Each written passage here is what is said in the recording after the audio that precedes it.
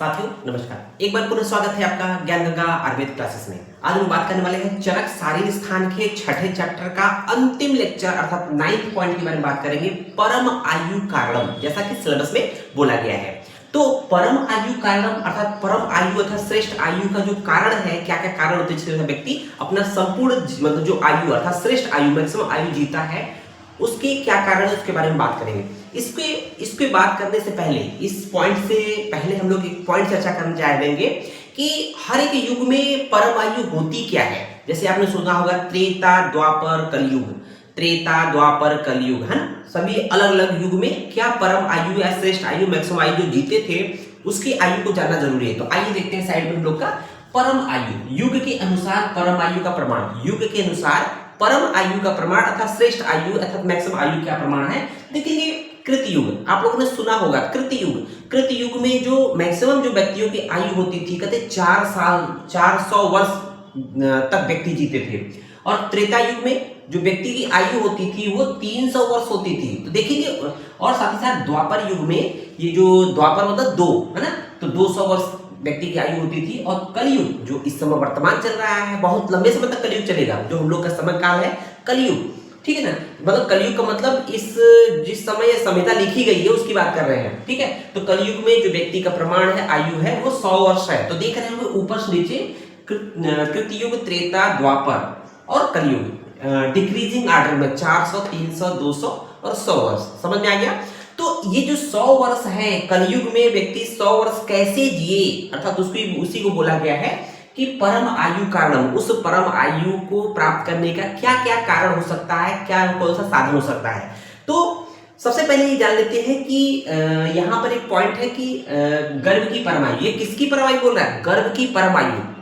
क्योंकि शुक्र शोणित के संयोग के पश्चात जब गर्भ का निर्माण होता है तो वही गर्भ आगे जाके मनुष्य रूप में परिवर्तित होता है। तो उसकी आयु कितनी होगी, तो मतलब देखा जाए तो मोटा मोटा गर्भ का परम आयु कितनी होगी। तो देखेंगे यहाँ पर चरक शारीर स्थान के छठे चैप्टर श्लोक नंबर 29 देखेंगे। तो यहाँ देखा गया वर्ष शतम खलवायुषम, वर्ष शतम खलवायुषम प्रमाण अस्मिन काले।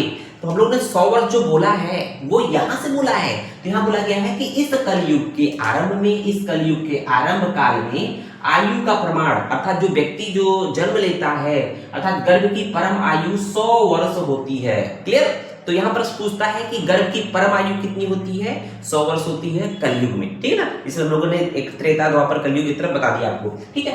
अब बात कर लेते हैं कि जो 100 वर्ष हम लोग का कलयुग में जो परम आयु है उसको प्राप्त करने का कारण क्या हो सकता है, उसके साधन कौन कौन से हैं। तो परम आयु का कारण क्या है, तस्य निमित्तम, तस् वो कौन कौन से पॉइंट है जिसकी वजह से परम आयु प्राप्त होती है, व्यक्ति मैक्सिमम 100 ईयर्स जी सकता है। तो तस्य निमित्त प्रकृति गुणात्म संपतम साथ में उपसेवनम च इति, ये कुछ पॉइंट है। तो यहाँ देखेंगे चरक शारीर स्थान श्लोक नंबर छठे चैप्टर श्लोक नंबर 30 देख लेंगे। ओके, तो देखेंगे पहला पॉइंट है प्रकृति, है ना, प्रकृति संपत्ति। यहाँ 3 पॉइंट है, देखेंगे प्रकृति गुण आत्म सात्म सेवनम, है ना। तो ये संपत्त है, प्रकृति संपत्त, गुण संपत्त, सात्म संपत्त, ठीक है ना। तो देखेंगे प्रकृति संपत्त का मतलब होता है कि जब व्यक्ति की प्रकृति का निर्माण कब होता है, आपने देखा भी होगा कि जब जो गर्भ का निर्माण होता है, शुक्र शोणित का जब संयोग होता है उसमें आत्मा मिलती है ना। यही कह रहा है कि माता का शोणित, जब गर्भ के निर्माण के समय माँ का शोणित अर्थात आर्तो, पिता का शुक्र और आत्मा साथ में सत्व रस एवं माँ के माता के उचित आहार विहार का सेवन करने से जो प्रकृति का निर्माण होता है ना, बेस्ट प्रकृति का निर्माण होगा तो व्यक्ति ज्यादा अच्छा होगा। तो बेस्ट प्रकृति होनी चाहिए। दूसरे साथ वह गुण संपत्ति, देखेंगे गुण संपत्ति की बात कर रहे हैं। गुण संपत्ति मतलब जो हम लोग देखते हैं कि जो गुण होते हैं सत्व रजतम, मतलब जो मानसिक गुणों की बात कर रहा है, सत्व रजतम, इन तीनों में सत्व गुण की प्रधानता होनी चाहिए। मानसिक जो गुण होते हैं सत्वरजतम में देखा जाए, हालांकि रजतम तो दोष होते हैं, बट जो इन तीनों में क्या है, सत्व गुण की प्रधानता होनी चाहिए, तभी वो परम आयु प्राप्त करेगा। देखिए ऋषि मुनि मैक्सिमम आयु जीते हैं, बाकी हम सामान्य 60, 70, 80 खत्म। ओके, तीसरा पॉइंट है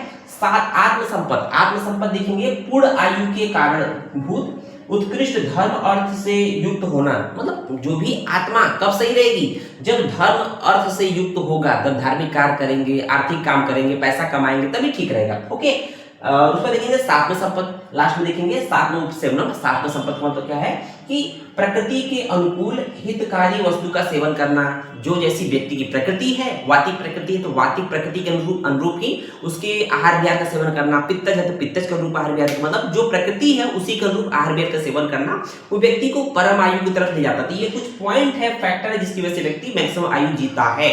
उम्मीद है ये छोटा सा पॉइंट आप लोगों को समझ में आया होगा। धन्यवाद। जय हिंद, जय अलविदा।